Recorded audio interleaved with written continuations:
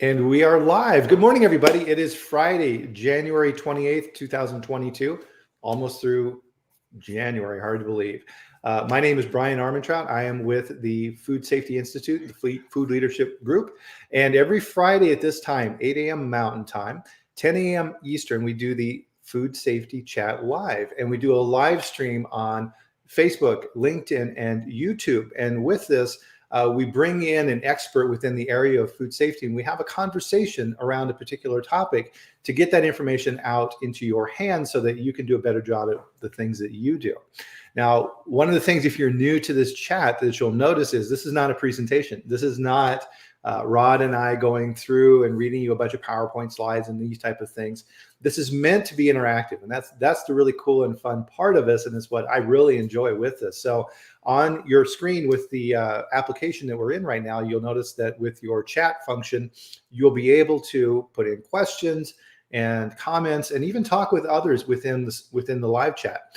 My assistant, Renee, is in the chat as well, and he'll be posting different information in here as we go through.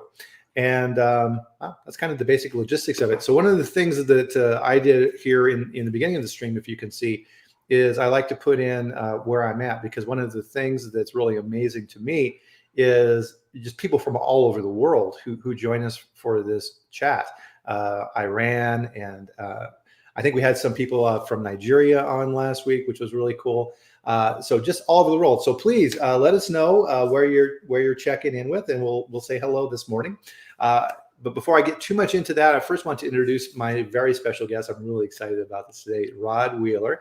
And Rod is the CEO and founder of the Global Food Defense and Asset Protection Institute. Good morning, Rod. How you doing? Good morning, Bryan. It's a pleasure to be with you, and thank you so very much for the invitation to join you today. You know, I'll be honest, I followed these chats every Friday. It's like on my calendar. And because you learn so much good information, especially information that we all can use in the food industry. So I'm honored to be given the opportunity to spend an hour with you and all of the folks this morning. Well, thank you. I mean, if you have anything to do in the food industry, Rod is really well known, and he is one of the leading experts around there with food defense and crisis management. And if you get a chance, and we'll later on in the show, we'll give you some more information on a new thing that he's got coming up. But Rod is always out there sharing his information and teaching and training. And thank you for that, because I think this is an area that we really need to improve our knowledge in. Well, you know what? You're exactly right, Bryan. The thing is, food defense, as you know, it used to be called food security. I like to say back in the day, it hasn't always been called food defense, but it's still relatively new to a lot of people. Obviously, food security came about as a result of 9/11, when the government started looking at all of the critical infrastructures. And needless to say, food and agriculture was one of the most critical infrastructures that they looked at. And ever since after 9/11, myself and several other companies around the country, we began taking a look at the protection of our food supply, not from so much unintentional, but from intentional contamination. What if someone, were to try to attack our food supply? So that's why I think, chats like this one, the courses that we teach, it just keeps people ready and keeps us vigilant, I think, more than anything. Bryan, awareness is key. Awareness is key to everything. And that's the thing you've heard me preach for many, many years about how it's so important to be aware of your surroundings, how it's important to be aware of who's coming in and out of your facility. So this morning, I know part of our chat, I just want to touch on crisis management a little bit, because, we have endured a number of crisis situations. I also want to talk a little bit in a minute about ransomware. That's a hot topic these days, and companies really, really need to pay attention to that.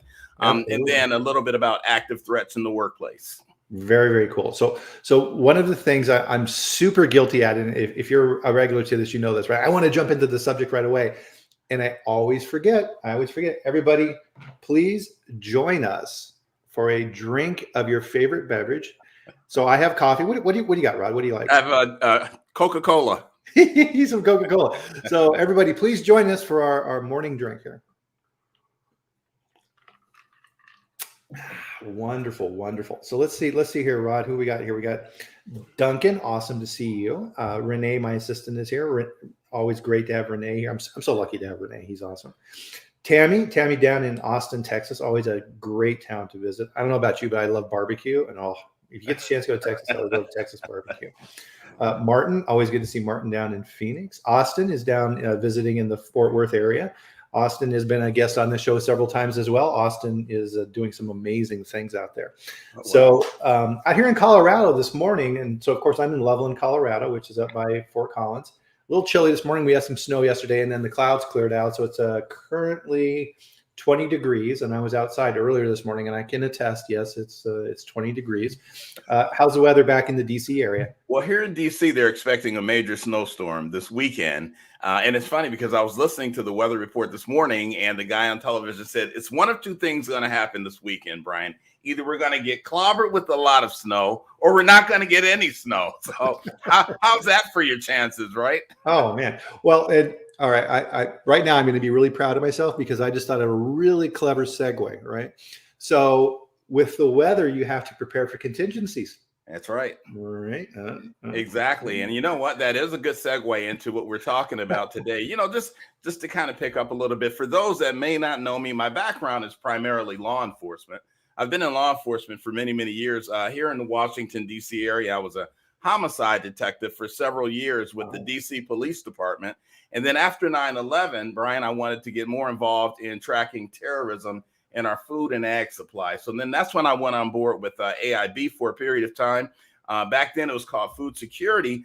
And I actually wrote the first book along with my colleagues at AIB.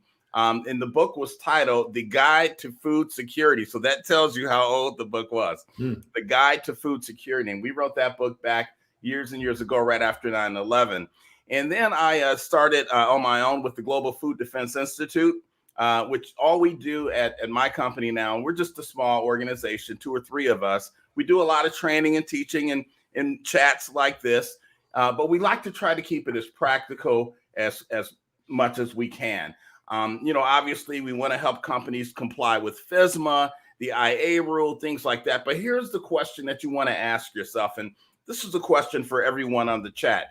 At 4:00 p.m., are you as safe in your facility as you can be? Are you as safe as you should be? Or do you think nothing can ever happen to us? So having said that, that's why we have to start preparing. And hopefully many companies have already prepared a crisis response plan, a contingency plan to deal with the inevitable. And the reason I call it the inevitable is because it's going to happen. It happens all the time, believe it or not. It may not happen to us. But how often, Brian, have we turned on the 6 o'clock news after something major has happened during the day, and the news interviews someone from the scene, and the first thing people say is what? We never thought this would happen to us. You hear it every day these days. And so that's why it's so important that companies, all companies, develop plans, procedures, practice those plans for crisis management and active threats in the workplace. Interesting. Yeah, you're absolutely right. I mean, so yeah, people are always shocked when it happens to them.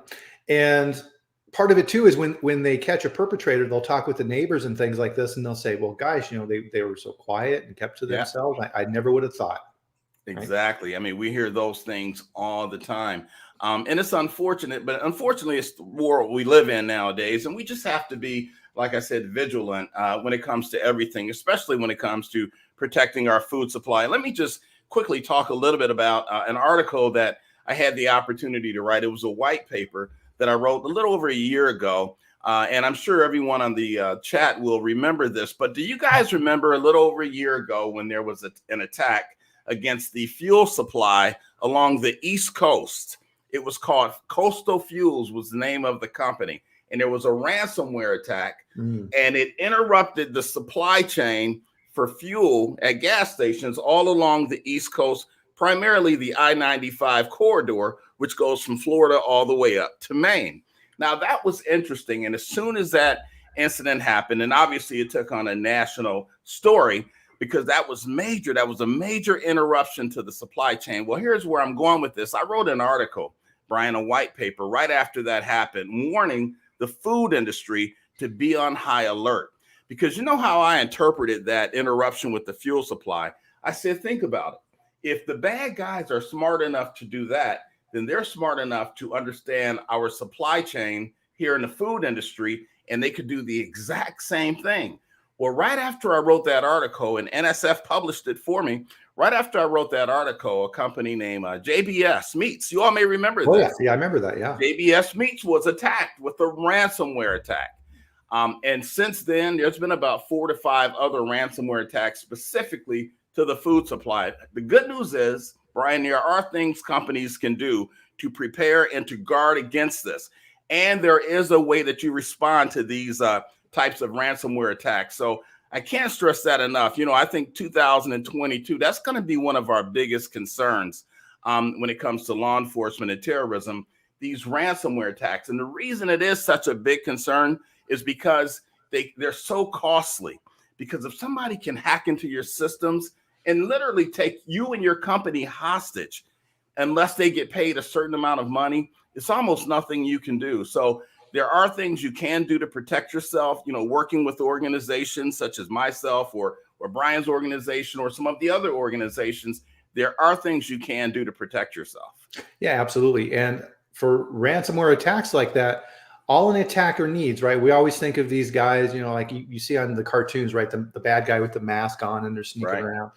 All those guys really need is that program, which they don't even have to write themselves, right? They can buy that and load that on a USB stick, throw a few copies outside the entrance of a plant. An employee picks one up and says, "Oh, what's this?" and plugs it in a computer. Yep.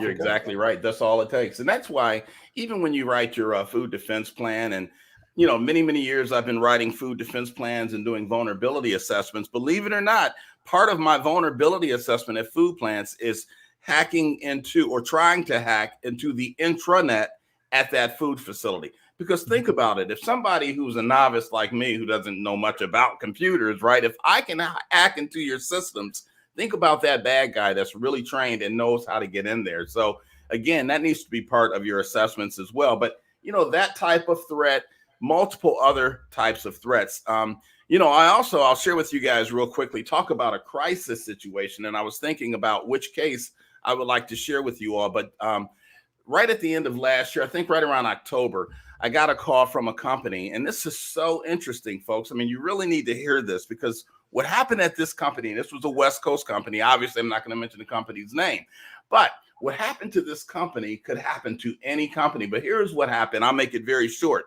This company, they don't operate on weekends, Saturday and Sunday. They only operate Monday through Friday. Well, Monday morning, when management came to their major food processing plant, they found peanuts sprinkled all around the facility. Now, some of you all know where I'm going with this. This is an allergen-free facility.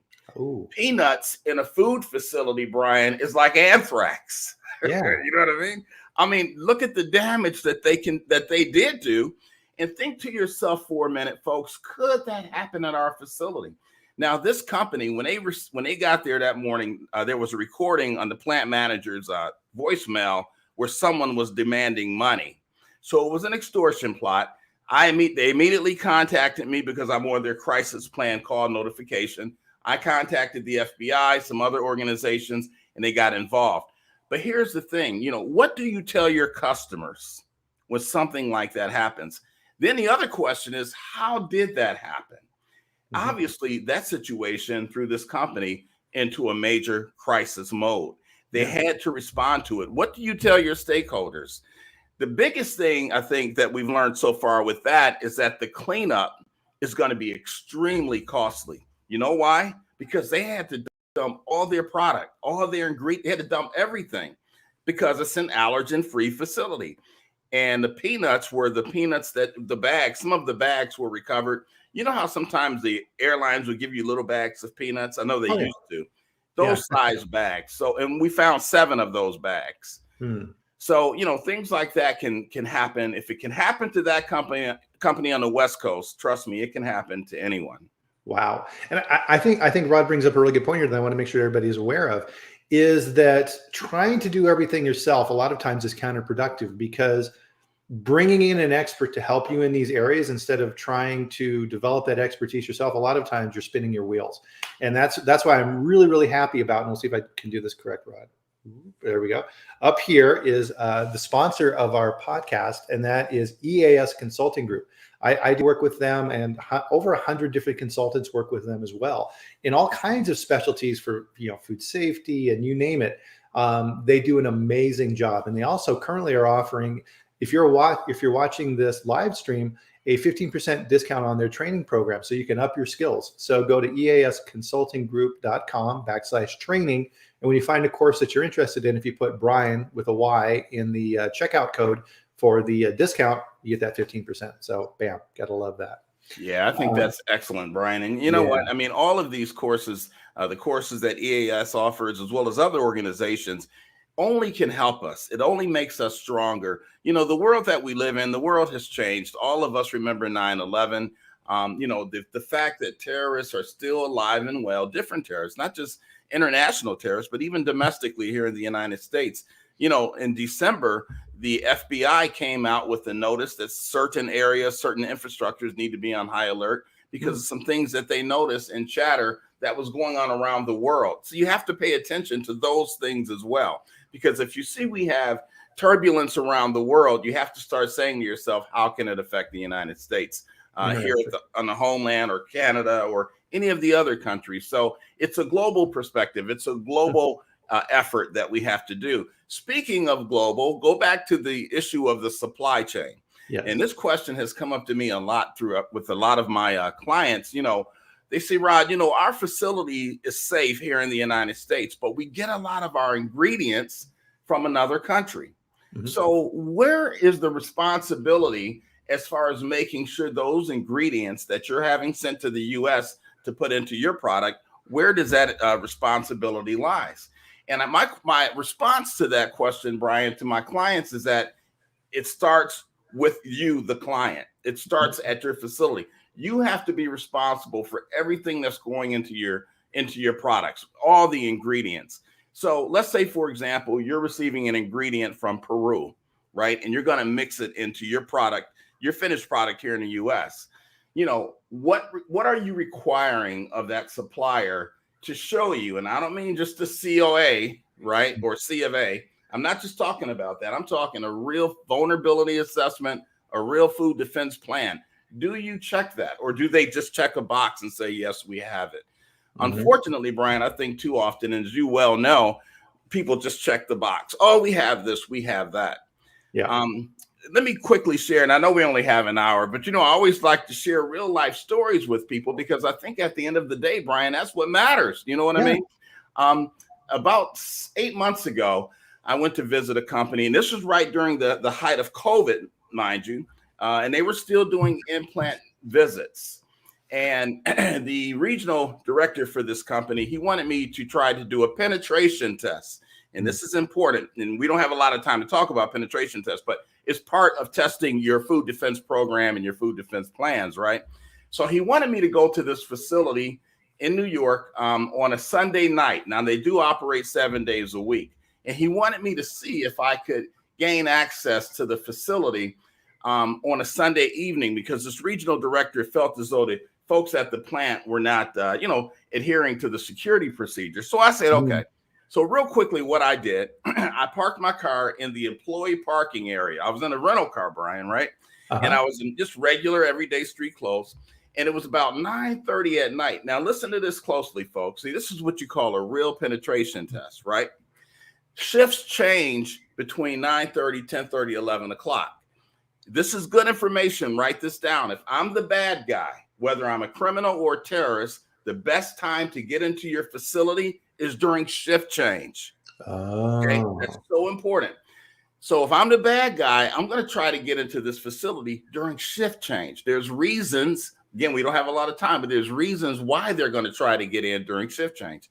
So right around 10 o'clock, I see these employees going into the facility. And at this facility, you have to go past a security guard's booth, and you're supposed to show your badge, right, to the security guard. Well, I said, I'm going to get behind these three employees and piggyback, right? You know where I'm going with this, Bryan. Yeah. And piggyback in behind these employees. So what I noticed, right, and this is exactly the way the bad guys operate, folks. They'll sit back, they'll watch how you operate, and then they will strike. So that's what I did. I sat back. I watched how a lot of the employees were just going past the security guard, just doing like this with their badge. Not really, you know what I mean? Not really showing it. Hey, Phil. Yeah. and he's waving everybody on, right? So I get behind these three employees, and I think I had a piece of paper or something, my rental car portfolio or whatever, right? And I waved it at the security guard, Brian, and he waved me on. Going in, going in. Now I'm in this facility, but it gets worse, right? This is about 10:15 at night. This is a major food processing facility. Now, it was right at the height of COVID, so they were doing temperature checks, right? So I had to get in line, and I'm in line with everybody else to get my temperature. Now, no one even had seen me before at this facility, right? So the woman takes my temperature. She goes, "You're good." I was just glad to know that I didn't have COVID. Yeah, there you go. Bonus. Yeah. Let alone getting in the facility. So I go into the facility and they do a shift change meeting in the employee break room. I literally sat through the entire meeting. No one questioned me. Here's why, and this is interesting, folks. And it's not to get anyone in trouble. This is really just to kind of illustrate the challenges that we have at our facilities. The reason no one challenged me is because they thought I was a temporary worker coming to work at the facility. Yeah. But in their procedures, no one verifies that. So after the shift meeting, everyone had to go to their areas of responsibility. So I asked the supervisor, I said, I'm a new temporary worker. Where do I work? He said, you got to put on a smock and a hairnet and go on in the production area. Oh, yeah. So, and again, it wasn't to get him in trouble, but it was to illustrate, we got some work to do. And I walked around the entire facility, and the next day we had a meeting and training and things like that. And everybody understood, but everybody was saying, we just never thought it was that easy to get into our facility. Wow. Well, and now with COVID and everything else too, Rod, now you've got a mask covering half your face, making it even harder, right? So you're in a food plant, you got a hairnet on, you've got a mask on. This is all that's showing. That's right.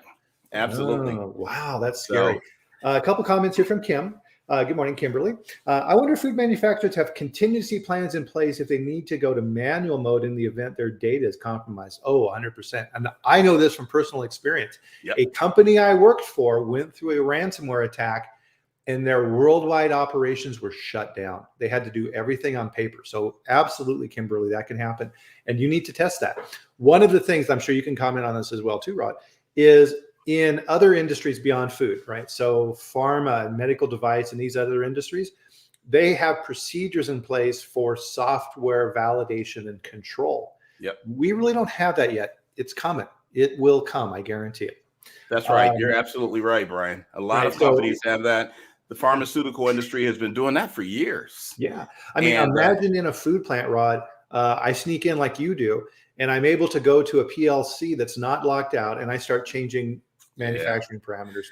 Yeah, that could be huge. That could be really huge, and that could affect the company and definitely the bottom lines. Here's the question you want to ask yourself: what would our stakeholders say about this if this were to happen to our facility? In crisis management, the crisis management course that I teach, Brian, I always start out that course by talking about Flight 1549 that went down in the Hudson back in 2009. Remember that flight? The U.S. Air flight that went down in the Hudson. I always start out crisis management courses by talking about that because that was a crisis. And if you guys remember, 155 people walked away alive. Remember, the pilot was Sullenberg. So the question is, in this crisis, how was it that it had a good ending? It was because the pilot, Sullenberg, was well trained. He had practice landing planes in water. Remember, he had to land the plane in the Hudson. Yeah. He had practice landing the plane in the water. And you know what? The most important thing was he had the confidence of his team. He had to make critical decisions. And he called the flight attendants to the front. He turned to the co-pilot and he told them, he said, I think I'm going to land this plane in the Hudson River. He said, it's a dangerous landing, but do I have your support? And without hesitation, Brian, his entire team said, we have 100% confidence in your ability. Here's the question for everybody on this chat today. When you have your Flight 1549, and it may not be in the form of an airplane, but it could be a crisis nonetheless. Here's the question. Will your team and your subordinates and your colleagues put that same level of confidence in you as Sullenberg's? Ooh, good question. Something to ask yourself. Yeah. What's funny with that story is, so with that, I always think in my head now, Tom Hanks. Mm-hmm. It's always, I don't picture him anymore. I picture Tom Hanks. Right. Well, he played the role of Sullenberg in the movie. Exactly. So Kimberly had a follow-up for us here. How would you suggest food manufacturers screen and do background checks on their employees, because people can be risky? Yeah. Any thoughts around that, Rod? Yeah, absolutely. That's an excellent question, Kimberly. Thank you for asking that question. There are things we can do in the food industry, especially when it comes to vetting employees and vetting people that comes and goes out of our facility. Matter of fact, there are things that you should be doing. Now, we don't have a lot of time, but I can tell you that historically, we haven't really been doing background checks properly in the food industry. And the reason I say that is because you first have to establish what is your criteria for allowing someone to be in your facility. So, like, do they have to not have a criminal record? Are they affiliated with some known terrorist organization? Things like that. But then, Kimberly, you may be asking yourself, well, how would we know, right? There are ways you can find out, and there's ways you can find out and it not cost you any money. So, again, we don't have a whole lot of time. Maybe on another podcast, Bryan, I'll come back and spend more time talking about background checks. But I can quickly tell you that the government, many of the government agencies have barred listings, for example, or debarment listings. You could just Google government debarment listings. The FDA has one. Bryan, are you familiar with the government debarment listings, the FDA's barred listing? No, I'm not. Yeah, just Google it whenever you get a chance. You can write it down. It's the FDA's debarment listing. Now, you can Google that. You're going to get several pages. And on these pages that comes back from Google, it's going to say check a name for $14.95. It's free. It's an open source database. You can go directly to the FDA's website, type in debarment listing, and just read through some of those cases. These are individuals that's been barred from working either in a chemical facility or a food facility for different reasons, not all criminal reasons. A lot of it is just violations of regulation. But look through that listing. That's one listing, folks, Kimberly, that we should definitely be checking. One other listing, Kimberly, you want to write down real quick is the EPA. The EPA has a barred listing or a debarment listing, and they call it both the same. Check that as well, because that is a critical listing we should be checking. Wow. Thank you, Rod.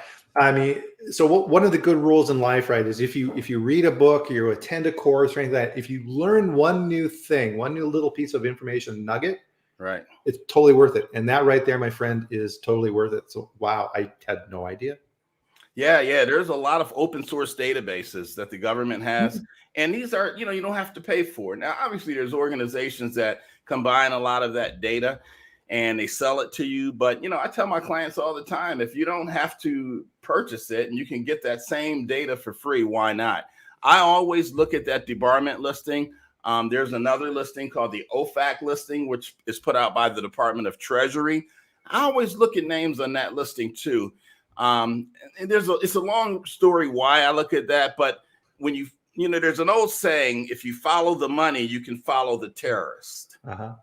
Well, this OFAC listing is really interesting because it shows you individuals that has been associated with a lot of money offshore.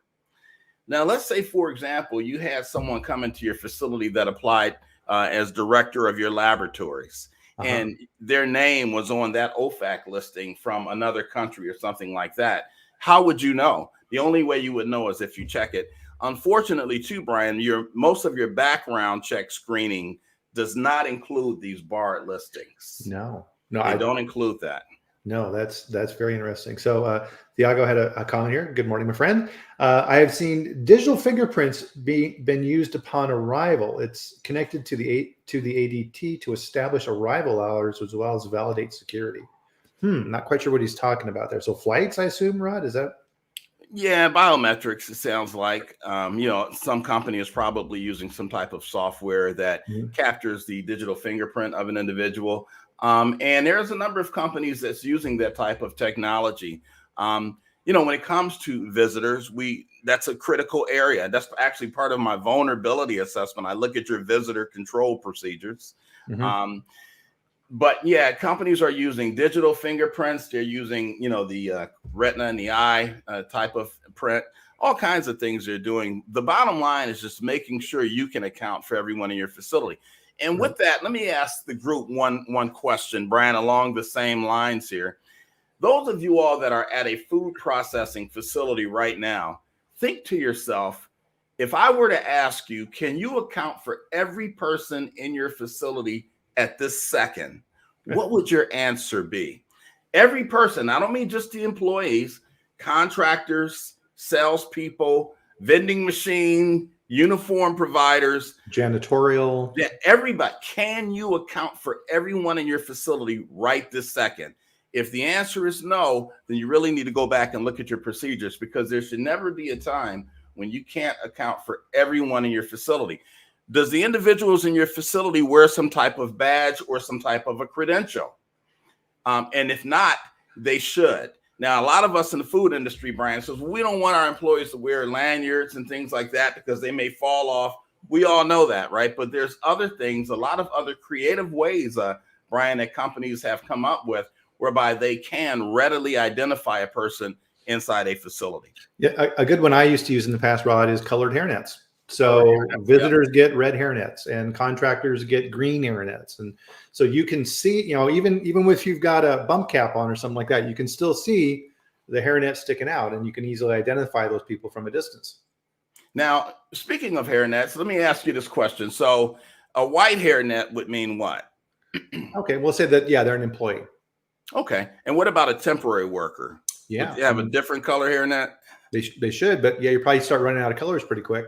Well, let's just say hypothetically, Bryan, your temporary workers wear yellow hairnets, right? So does that mean then, and here I am now playing the role of the bad guy, does that mean that if I get a yellow hairnet that I can get online, right, and I put a bump cap over it, but you can see the yellow, can I walk through your facility without anyone challenging me because they're assuming I'm vetted with this yellow hairnet? Exactly. Yeah, that's a good point, right? So in your earlier scenario where you waved the paper and got through the door and then you grab a yellow hairnet, you're in. You're in. Right. So rules to put in place. The rule I used to use in the past was temporary workers always need to be supervised, and they can only work in areas where the food is already packaged or things like this. So a lot of times we would use temporary workers on end of production lines, like stacking pallets of finished product or things like that. Never access to open product. You're exactly right. And FSMA, the IA rule kind of speaks to that a little bit, Bryan, because they talk about actionable process steps, right? And we're all familiar with actionable process steps. You really should think about whether or not you want temporary workers working around an actionable process step. Yeah. Because you're very vulnerable at that step. You really are. If I'm the bad guy, again, I keep going back to this. I always like to use the example. Let's say I'm the Sarnea brothers. You remember the Sarnea brothers, Bryan? The Sarnea brothers were the Boston bombers. Ah, gotcha. Remember the Boston Marathon bombing? Yeah. The Sarnea brothers, I like to call them, that's the new face of terrorism. What do I mean by that?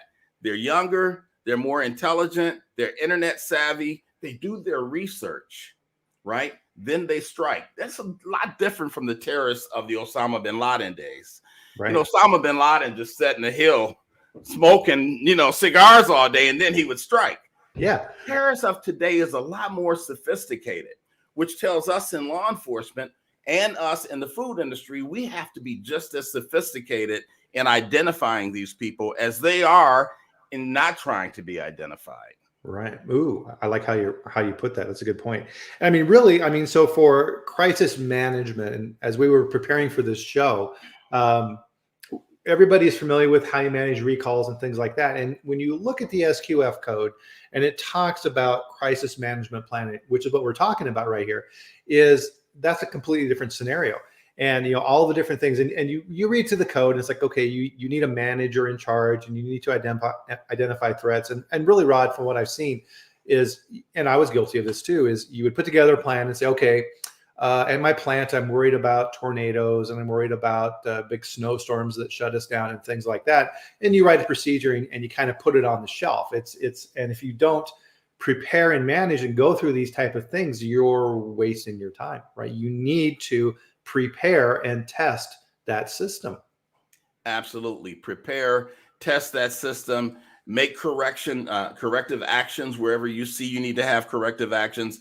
Let me tell you, if you don't test your plan, it's bound to fail, folks. Yeah, I can't absolutely. stress that enough. Bryan, I worked with a company out in California last year. We developed their their crisis response plan. Matter of fact, I'm going back to that company this year to test it again. But by testing the plan, we learned a few things at that particular company, and they had a very well written plan, I might add, because I helped them write it. But we found holes in that plan. One of the things, and this is interesting, folks, one of the things that really stood out to me was that during the time of this crisis that we came up with the crisis scenario, right? Everyone started sending emails and text messages, members of management, to each other. Now, what's the downside to that? The downside to that we learned is, what if one of those emails get into the wrong hands? Ooh.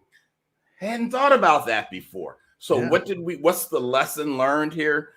During the time of a crisis, all of your communication needs to be centered through one person, and then that one person sends it out to everyone else. That is critical. But I'm going to give you one more free tidbit here, Bryan.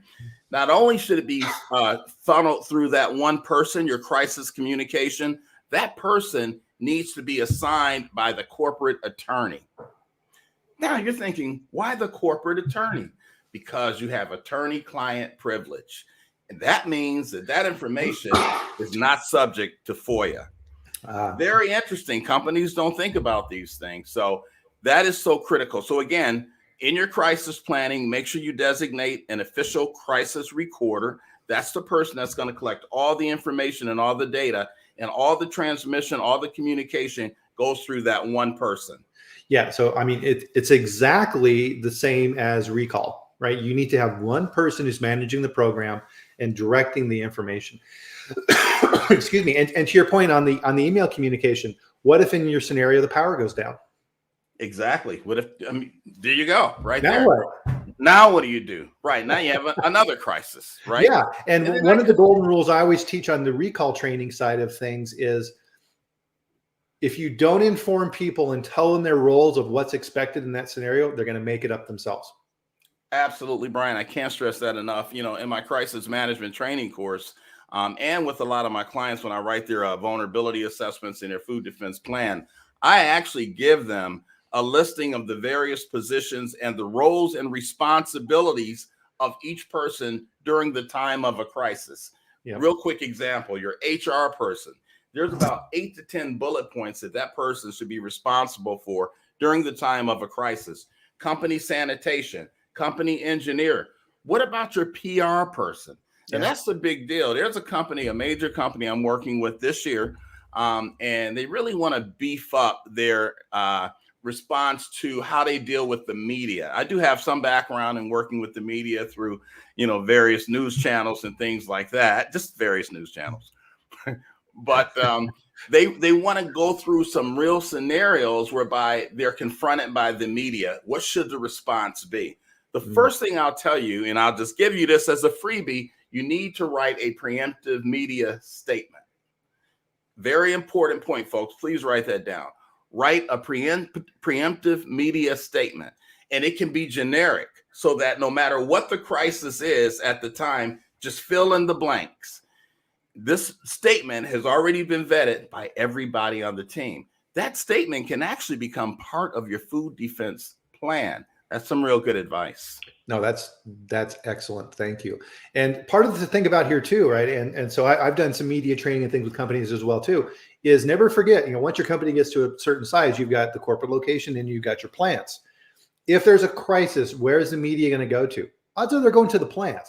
Right? Exactly. And they're going to sit outside the plant and they're going to talk with people at the plant. So how are you training the plant manager to answer those questions? I saw a news report here not too long ago, Rod, where the reporter was talking to employees coming out of the plant at the end of the shift. And they talked to an employee who wasn't trained, who started saying, "Oh, you're having a crisis at this plant." And they put the mic in the guy's face. And he's like, "Oh yeah, there's something going on here. we told them a long time ago that there was all kinds of problems, but they didn't listen to us. And this guy just started going on. And I'm just like, oh my God, right? Everybody in that company, you know, from the CEO down are all doing this in their chairs, right? Going, oh, right. So train those people for that response. That's that preparation and testing of that system is so important. It is. It's important and it's critical. And I'm sure a lot of folks are saying, well, you know, we have a policy at our company whereby nobody speaks to the media. And that's fine. And that's good. The reality, though, is someone's going to speak to the media, even if it's a temporary worker. If the media, a reporter, if they're a good reporter, they're going to find some temporary worker that's only there for 2 to 3 days, and they're going to become the voice of the company. Yeah, that's not what you want, right? So and the media personnel, they are trained to get you to talk. Absolutely, absolutely. But again, that training, that pre-training, Bryan, that you just talked about is so critical and so important that companies go through that training. I do offer that training as a side commercial here, but it's just important that you really go through that training, know what to say, know what not to say. But you know what's more important? Know how to say it. Why do you say that, Rod? I'll tell you why. I'm glad you asked. Because perception, folks, is everything. Perception is everything. In crisis management, I talk a lot about not so much the crisis and how it's being handled, but how it's perceived having been handled.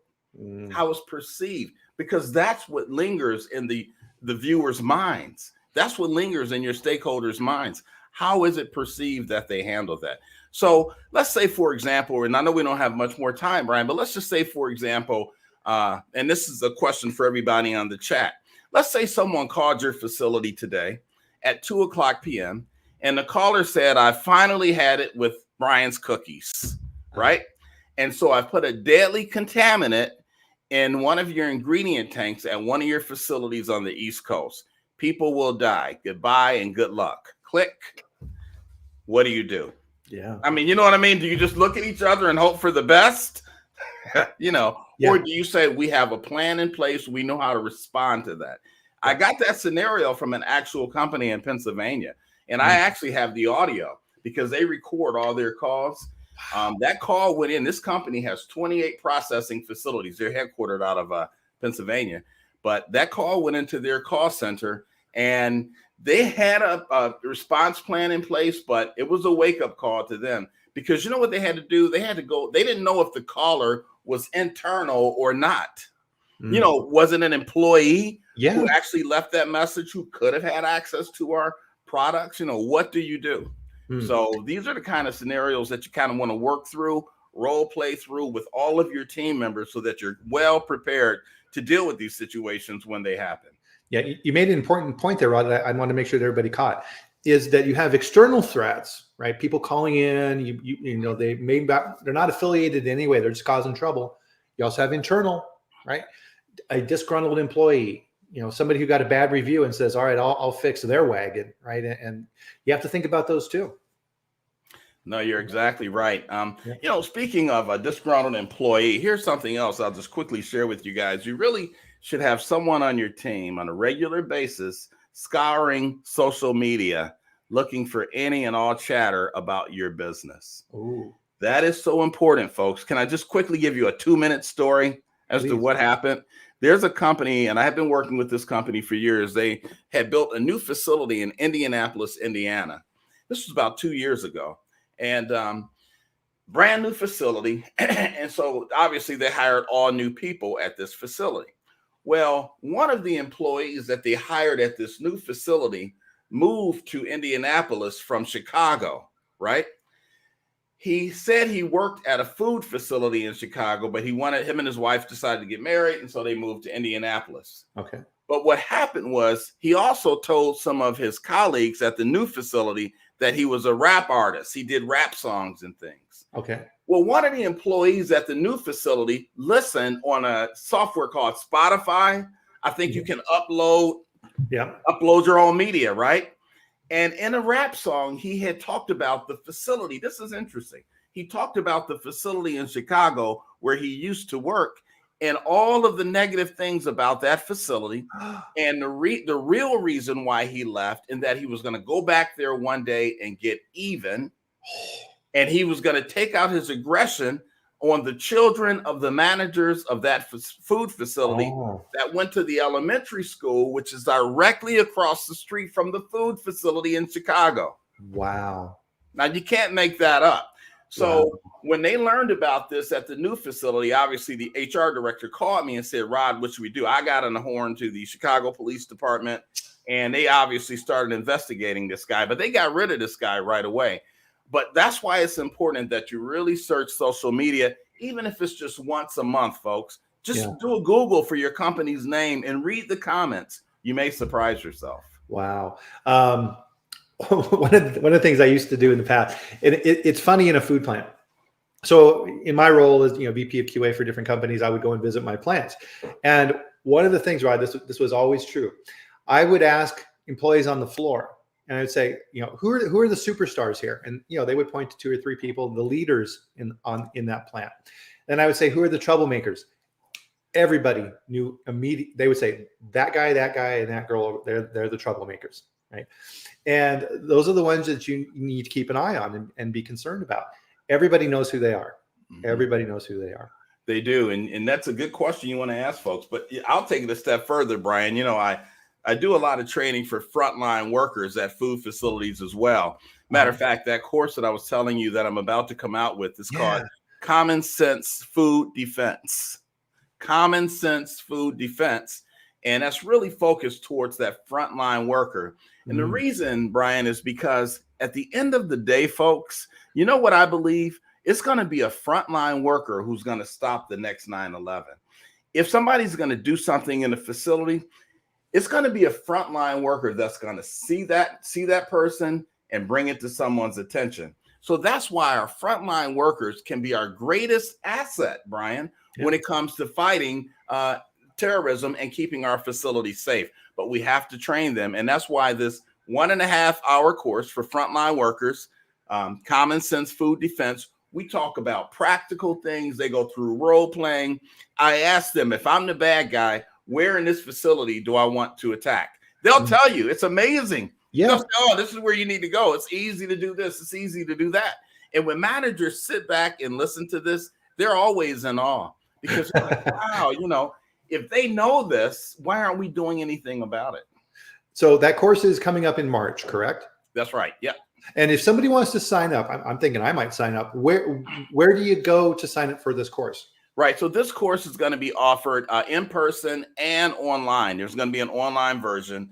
And you can go to www.myfoodfence.com. You'll see it.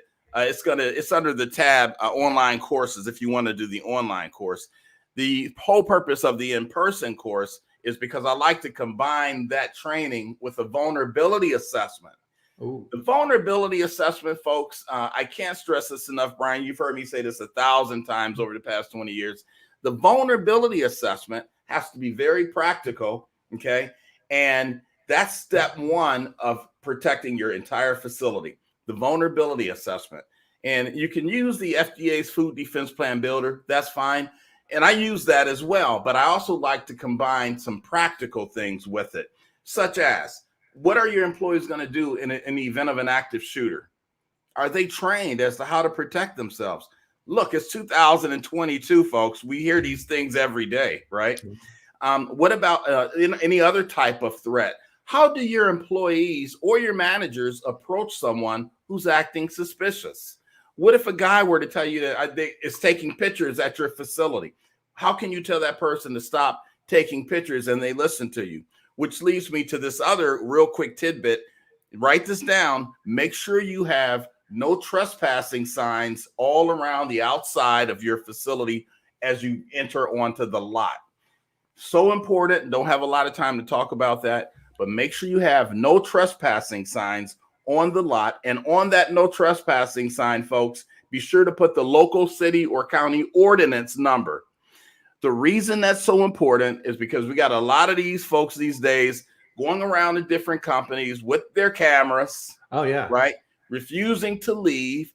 And what happens is if you call the police, this is any police department in the country, the first thing the dispatcher is going to ask you is, do you have no trespassing signage up?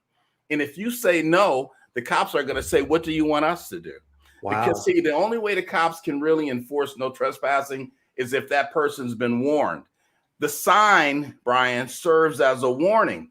Now, how difficult is it to put up signage that says no trespassing with that ordinance number? The reason, real quickly, that you want to put the ordinance number is because typically in most jurisdictions, no trespassing also covers taking photographs. That falls under the no trespassing law. So let's say somebody's taking pictures of your facility. You call the police, you got the signage up. Guess what? The police can confiscate that camera. Ooh. Without the signage, it's a toss-up. Most cops won't touch it because it's a legal area, but have the sign up, very inexpensive security measure. It makes all the difference in the world. Yeah. Yeah. Even think about your story reminded me of these activists, right? So different animal rights groups or whatever who try and sneak on locations and take secret films and try and make you look bad and things like this, right? Absolutely. Wow. All these scenarios. I mean, and it all comes down to, let's kind of bring this back up to the 30,000 foot level, guys, and Rod's making some really good points here, right? You have to prepare and you have to test your systems and go through, I mean, just on this conversation, right? So these recordings are posted. Go through this again, right? I mean, the information that Rod is giving here, it's a fire hose, right? There's a ton of things that he has said during this conversation today. You have to look for these warning signs. What's going on in your supply chain? What about these ransomware attacks? Tiago is talking about these in here as well, too. I experienced it in the company I was at. What happened in those situations? How can you work to prevent this? But also realizing that sometimes it just happens, right? And you have to be prepared for that. And you see this in recalls for food safety and things of this nature. Rod and I were talking about this, is companies will say, oh, this never happened to us before. Well, guess what? It happens all the time. You were just lucky in the past. You have to prepare. And I think that final point that you made on there was such an important one, is that communication piece, right? Is internally within your company, how are you speaking with your teams? How are you making sure everybody's comfortable with what's going on? And externally, how are you talking with stakeholders? How are you talking with consumers? How are you talking with law enforcement? How are you talking with the media? Exactly. Letting people know what's going on in these situations to make sure that everybody is calm. And I think this kind of overlays with all these other type of crisis situations that develops trust, right? Absolutely. Trust is key with all of these things you talked about. And let me just, I guess, conclude with one more quick final story here. Something that's kind of relatively new, but it's important that everybody is aware of this, folks. And this is something I've seen over the past couple of years. You know, we use a lot of temporary workers in the food industry, right? And that's fine, and not a knock against temporary workers. The downside is we don't really know who these people are a lot of times. So we give them access to our plants. But listen and look at what I've been finding, Bryan, and this is really interesting. This is common sense to me. But some companies use temporary workers, right? And a person will only come and work one day, and they won't ever come back to work, which is fine. We understand that. But here's where it gets dicey. And I had a case that brought this to my attention. If that temporary worker, they're usually paid by the temporary agency. But let's say that individual never goes to pick up his final or his one paycheck from the temporary agency. What question should you have in your mind now? If that person worked one day and they had full access to your facility and they never came back, what do you want to ask yourself? Yeah. Why am I doing that? I think is the one thing why would you need somebody there for one day? Well, they left. They didn't even come back, and they didn't come back to pick up their final check. Oh, wow. That tells me, that makes me wonder, what was the real reason they was there? Yeah. Very good point. Very good point. So with that, we'll kind of wrap this up. A lot of material here, a lot of different things to think about. Thank you, Rod. So part of this, right, and part of the philosophical view and what we do here on the Food Safety Chat is sharing this information, because these type of things are not a point of competition. If one of us suffers in these areas, in the minds of the consumer, we're all guilty of these activities, right? So we need to make sure as an industry to be up in our game and talking about these things and figuring these out, and lessons that we learn, helping other people apply those lessons too. So if you're watching this Food Safety Chat thank you, right? Because I'm sure you walked away today with a lot of information you hadn't thought about before. And Rod is really good at helping us to think about these things. So let's see here. And definitely, guys, get your questions in here. I mean, this is a golden opportunity. So Duncan had a comment here. Fairly recently, there was a lot of coverage in the news over the Kellogg strike and worker grievances. Do you think the brand owners fully considered culture and disgruntled employee risks? Ooh, good question. No, I don't. I just don't think they did. And for whatever reasons, maybe they just didn't consider it. Maybe they figured, oh, nothing's like that going to happen here. But the bottom line is they should consider culture. They should consider where they're located. There's another short course that I've created and I've been teaching now for a few years, and it deals with civil unrest. When your plant is in the middle of a city or a town and there's civil unrest, there's certain things you need to have in place, because if you don't, then your company could be subjected to some of that spillover from the civil unrest. So little things like that are very, very critical and very important. Yeah, that's a good point. Because a lot of times my background is mainly in the dairy industry, and there's a lot of dairy plants in California that used to be in the middle of nowhere. Sure. Right? And cities have grown up around them. And now you have these dairy plants that are locked in suburban areas. Right. People all around them. So if people have additional questions, Rod, what's a good email to reach you at? Absolutely. You can reach me at rod@myfooddefense.com. Rod@myfooddefense.com. You can also reach me by way of NSF International. Most of us are familiar with NSF, and I have a partnership with NSF, and I do a lot of my training through NSF. So if you can't reach me directly, feel free to reach out to the training division at NSF, and they would be more than happy to assist you. And again, I'd be more than happy to come out and visit your facility. Folks, at the end of the day, we're in this all together. We really are. There's, like Bryan just said a few minutes ago, there's no competition, right? Anything you need, don't worry about, well, what is it going to cost? We need to make sure we keep our food supply safe and secure. You guys have done a tremendous job in keeping our food supply safe and secure. We got to keep that going. This isn't the time to become complacent. And I honestly believe, Bryan, together, all of us can make it happen. Yep, 100% agree. So fantastic conversation. Thank you, everybody, for your participation. We will be back here next Friday at the same time. So February 4th at 10 a.m. Eastern for another food safety chat. Again, live on LinkedIn, Facebook, and YouTube. We love doing these. One other couple of housekeeping points. So thank you again, EAS, for sponsoring this live stream. And also, we have a group in Locals, and Renee is online here as well. We have a food safety group on Locals where we share information around recalls, and definitely, I think, Rod, we need to share more information around what you're talking about. And also, copies as a subscription membership. You can view past issues of the food safety chat, and you can go back and review this information and get more details. So definitely, so Renee's got the address in there for our Locals group. It's free. It's free to join. You get emails in your inbox letting you know what's going on out there. And I think that's a good way to kind of circle back on that, Rod, is it's all about information, right? You have to be aware of these things in order to react. You're exactly right, Bryan. Information and awareness. Perfect. Well, definitely, Rod, this has been fantastic. I had high hopes and expectations coming into this conversation, and you knocked it out of the park. So thank you very much. Well, thank you for the invitation. I appreciate it. And everyone stay safe. And again, reach out if we can ever be of any assistance. Absolutely. Everybody have a great weekend, and we'll see you back here next Friday. All right. Bye. Bye.